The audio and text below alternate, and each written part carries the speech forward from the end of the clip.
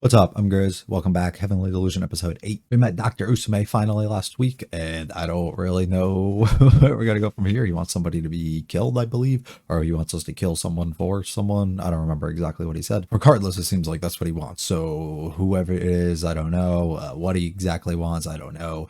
We're about to learn a lot, though, so I'm excited to see where that goes. If you like it, I'll hit the like and subscribe to mean a lot to me. Feel free to stick around for the discussion. I'll leave any comments about this episode. Let's get going. Episode 8.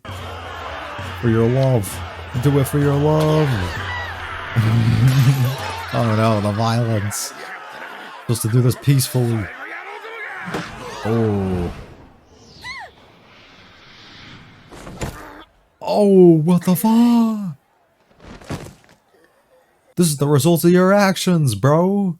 Bald boy, the blood is on your hands. No. Violence is wrong. Ah. It's almost like there was another reason.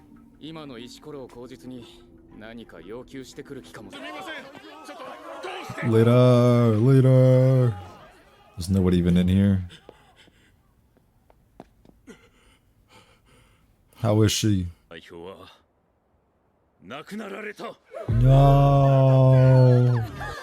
No, she didn't make it.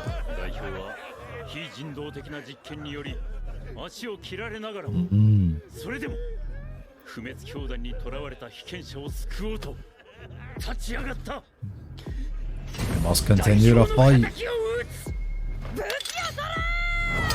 Let's go! This probably isn't the right idea, but... Oh, what the fuck's going on in here? All the people he's treating?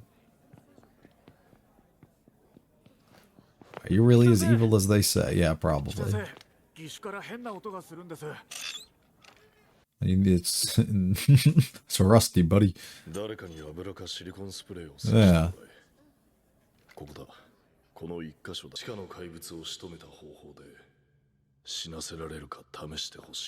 Alright, well, we're about to find out if she's a monster, I guess. Then we can. Who is she as well? It's gonna be someone we know. Huh.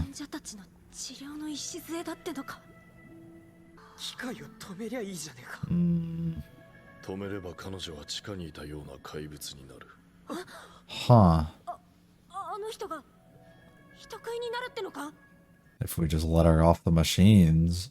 I wonder why. Huh.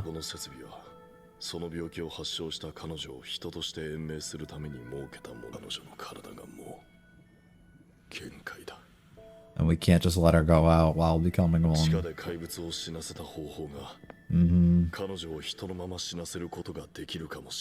And we won't have to go through the torture that is her turning almost after. So it's almost like you can use your power for good in a way. Looks like he got in.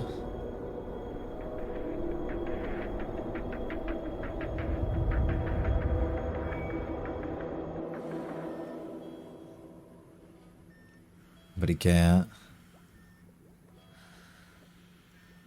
He can do it. Yeah. Huh. How does she communicate through the tablet? It just like reads her mind?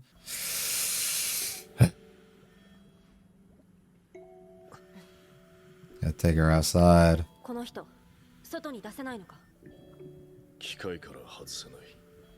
Oh, can we bring them outside somehow? Or we're just gonna put a hole in the fucking ceiling? You will see the sky. Just gotta wheel her out a bit. And again, bad vibes from Usume so far, so I wonder... I don't know, we gotta learn a little bit more, I think.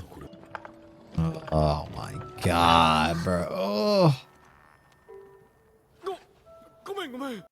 Yeah, he doesn't really seem like he's that bad, so I wonder. I don't know. Bang! Oh. Rest easy, sir. We're going on the offensive. Get you people who... Oh no, wait. Oh, I didn't even think about this. Oh no. Can you see it? Oh no. Fuck, bro. This is gonna be bad. Usually calms down by now. Except this time they're actually here, so I can't really. Not until she's satisfied. Alright. He probably never thought he would end up having to use his power to do something similar to this.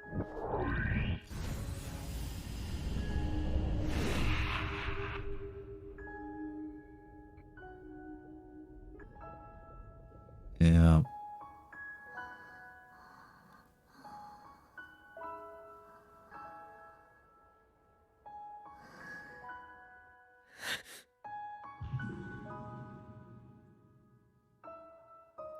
The blood is on your hands.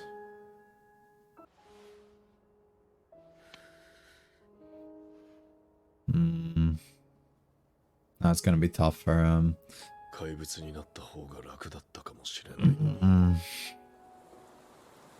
Yeah, it's a tough one. Right, because you made her suffer for so long. But you didn't want it to become something else afterwards. In order to protect her, I guess, and others, you have to. Uh-oh. I'm scared.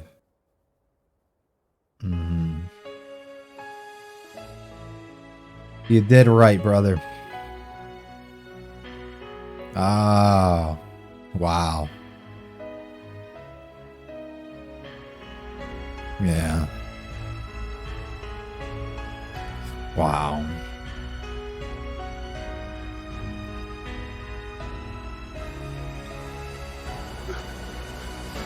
Yeah. もう死んだ。まさかあいつらに。No. いや、彼女は人の寿命で死んだ。先生は一緒じゃないんですか？ Nope. 俺は彼女を埋葬してからガードと一緒に後を追う。先に行ってて。What do you have in your mind, buddy? I'm nervous about what he's gonna do. 俺が地下にいたやつ殺したからこんなことになったんだよな。構わん。Yeah. あのビルの設備は彼女のために作ったものだ。もう必要ない。Who exactly was she, though? 気まぐれで義手を作ってやったらいつの間にかどんどん集まってきて。And your life just constantly became something like this that you probably didn't even want to do. 彼女が喜ぶんだ。Ah, never mind. だから作ったんだ。だから俺は医者じゃない。Yeah. He's just somebody who wanted to help others and make things. Ah. No, dude. Yeah, except... Oh, okay. Awaken. Have you seen either of these two men? Uh-oh. Oh. ああ、そうだ。こっちは稲崎先生だ。 Ah, he's still around. もう人を死なせないんだとか言って熱心な人だった。ロビンだ。絶対ロビンだ。やっぱり生きてた。 What's that next step, though? ロビンのことも聞きたいし。 Yeah. This gives you the perfect opportunity to ask. Yeah. はいはい。 Is that the logo? Here's the bird from the beginning. Is the bird like a person and he's just gonna speak to it? Or is that the same bird, I guess, that's on the thing? Not the gun. I thought he would do something like this.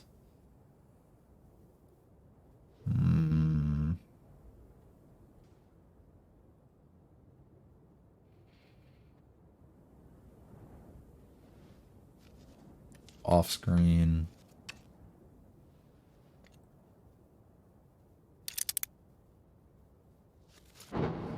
Yeah.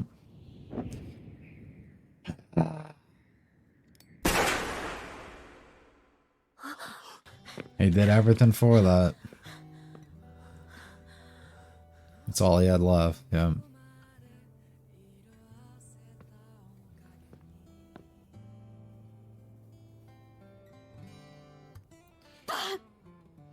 Ah, ミントも逆だな。俺は。俺の手は。 they used to take instead of give. しか生まねえ Yeah. な。こと言うな。 Oh my god. 人食いを殺せば人が食われなくなって Yeah. Try and convince as if you're bringing people together and saving others. But it's a lot. Like, it's a lot to take that on. Oh, fuck. Oh. Is this another dream? One of the visions that she has? Oh no. Who is this?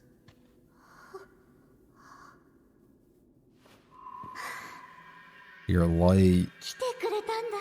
Who though? That gives her enough to go for the net. Yeah. なんだかわからないけど Just something good. 幸せな気分になる夢を見た。どんな？ Uh-oh. もうよく覚えてない。 This was just an excellent episode. I don't really know what else to say outside of that. It really was. It feels like it really nailed most of the emotional beats in what Joe was trying to, and it kind of just needed to progress the story a bit forward and give some other reasons and character, I guess, to people like Maru, and also to show the cruelness of the world just when you get one kind of possible step forward and one kind of clue as to the things that you're looking for in the place you're going, it can just be taken from you just like that. I do apologize if I wasn't too active vocally with how throughout the reaction portion here. It just kind of wasn't really something I feel like there's a lot for me to really speak on. Now at the end here, I do have some stuff I can touch on and talk about, but I don't really feel like there's too much that I really want to go too overly crazy into. The only real big points outside of the normal deaths and everything that we got outside of these characters was showing that Usume is not really that bad of a guy, and he did everything that he cared. And while the relationship wasn't really explained as to who exactly he was with, or I mean who that person was in which that he was doing this for and he wanted to die with, I'm assuming it's somebody he had a very close and strong connection with at some other point that really means a lot to him, such as a wife, such as a sibling, such as a very close friend, something like that, right? The big thing we really learn here about is man-eaters specifically being formed through disease and which gets infected into humans or something is, I believe, the route that we're going with something like that. While I do believe the overall creation of man-eaters seems to be possible through not being human due to the stuff that we see within the lab, it also appears that there is a possibility here as well, or not a possibility, but the reality in which something can happen which causes man-eaters and to be formed, basically, in which people can get diseased, which I think would be a callback similarly to what we saw with the hotel girl a few episodes ago, and Maru was able to kind of enter and be able to get into her like that, is him being able to realize that he can get into these man-eaters or get into these people who are non-human because she was diseased in a way, and that's something that he wasn't too aware of, and now he fully can understand exactly where this is coming from. But unfortunately having to hold that guilt, I guess, still of the idea that he's possibly taking lives and he's using his power for something else than he really ever imagined and not just for his safety in a way, which is, it's interesting because there's multiple ways in which he really could be taking it and can be actually viewing this, with one simply being that he's doing good by getting rid of all these man-eaters and getting rid of all the harm and evil that can be causing within this world, right? And he can be getting rid of them and he can be protecting the people around him with it, but he can also do bad by getting into people who are still currently human and taking their lives, despite this girl actually wanting that done the entire time. It's tough, and he's left carrying this burden almost, and this guilt that he's here to constantly just take down and get rid of things basically and kill things. And it's not for a good. It's not for rebuilding or creating in any sort of way, right? It's more of just tearing things down, and he'll never be end up like somebody like Robin or Usume or something like that, which is really unfortunate for him. We get our first lead onto Robin possibly about how he used to work with Usume up to a couple of years ago until one day he just decided to vanish out of nowhere. Exactly where he went, we don't know, but as soon as we decide to go ahead and try and find some answers and finally get our next clue and exactly where we're going to go, it doesn't happen because Usume ends up killing himself, which was something that was very obvious, I guess, that it was going to occur. I mean, I pointed out specifically, I think I just said, I hope he doesn't do anything to himself. Like, I just didn't want to specifically say it beforehand, but it seemed like that was the route that we were going, and it makes sense. Him having that same symbol, though, in which we have on Kiru's gun is interesting, and I don't know the connection or the relation of anything that we're going to have with that, or even what that could possibly be. I have zero idea, and I'm really interested exactly why he has it, and if any of them actually look and notice that in any sort of way. We also have the people who supposedly seem to be the good guys and on the good side here and trying to stop the others who are doing the experimentation and everything. The humans who think that, you know, they're in the wrong for that, stage something. That's what I believe actually happened, was that they staged a death of a person, their leader, in a way, while she was sick and she was seemed that she was going to die anyways. They staged her death to a point that they can blame it on the others and kind of have a reason to go attack, right? And they gave themselves a reason in a way to go on the offensive and be able to go and kill them, or be able to go and try and take over and gain this power and do what they want. And I think this is just one of those examples where the people who were in charge before really weren't that bad, and the people who are going to try and take over now are pretty bad, and they just kind of are trying to justify reasons for why they're not so bad, or why the things that they're doing are great and, you know, better than what the others were doing beforehand. So I'm curious to see if that has any implications on anything that we're going to do going forward. Our ending scene with Mimehime is very interesting to me. I read it in two situations, two possible routes, and both of them are just me guessing, I guess, the possibility that we could go. And once again, I'm going to play around with the idea of timelines, I think, is where my mind's going to go here, with the first idea being we are still in the same present timeline, both parallel to each other, and we are looking for this proper place. We know she's had a dream before where she finds somebody with a similar face to Tokyo that goes and finds Tokyo and is able to inject them or do it. I mean, I don't know exactly what it was, but seeing somebody on the outside of this wall and predict this future, almost like she has this special power in a way that she can do something like that, right? So is this just another event in which she's seeing something that's scary, but there's still somebody from this facility who's wearing the same thing that's with her at the same exact time and doing whatever, right? Like what is the connection in which that they're going to have there? Is she predicting something that's going to come forward in the future? She seems that she can't remember the dream at all. Like what exactly is that connection in which we have? I don't know, but it could just be a hint as to kind of where we're going next, or something that she needs to kind of try and maybe remember or keep an eye out, or that's going to continuously like evolve, and she's seeing something and I don't know what it is. My other one is going to be we're in separate timelines in a way, and the actual inside facility stuff is happening in the past, I guess, in this situation, and Mimehime ended up being the girl who ended up passing, and the doctor Usume ended up being the person who came to her in her dream. And it was almost as if she's viewing this vision of the future, almost, in which she is in a dark, scary place, and this person's always with her and going to be kind of there to protect her as they kind of happen close together within a scene, and she was like with him throughout his death, kind of, in a way, or they were together at the end of the day. So it was somebody from the facility who was still with her throughout all this time, and that's kind of like brings us to where we are presently in a way. Those are kind of, I guess, where I'm at, and the facility itself is like where they were testing things regarding man-eaters and first figuring everything out before all the stuff went down, which I guess seems to be, it would be like 40-50 years beforehand, and experimentation and stuff was going down before it got really bad. So I don't actually know. I don't think that's going to be right, to be honest, but I feel like that's a route that could also come up at some sort of point. I don't know where we go from here. I don't really know either, because we don't know exactly where Robin is, as we aren't able to get any leads. The only thing it does is keep the hope in which Robin is still alive. Now, Robin easily could have passed 2 years ago, and that's just like an excuse that was being covered up, and we weren't able to ask Usume to figure that out. Or Robin ran away because Robin realized he was infected or something, and then ended up dying or turning or something, right? Like all this stuff could have happened, but we don't know. But they give you a 2-year gap for you to believe that he's still alive and still kind of keep that on your mind and be like, there's a possibility, or there's something out there that we can continue to work forward towards and look for here. But where exactly we go to even find that, we have no idea, because we have no connection or nothing really to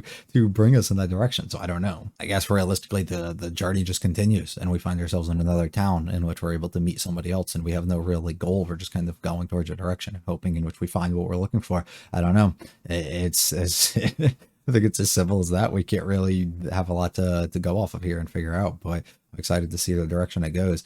It's going to be really all I think I have, though. Thank you very much for watching. If you liked it, I'll hit the like and subscribe to me. Not to feel free to check me out on Twitter and my anime list. Both links are in the description, and check out the other videos on the channel, as well as leave any comments about this episode or this series, as well as recommend other things for me to watch at some other point. I will be back for episode 9 next week. You guys have a good one, though. See ya.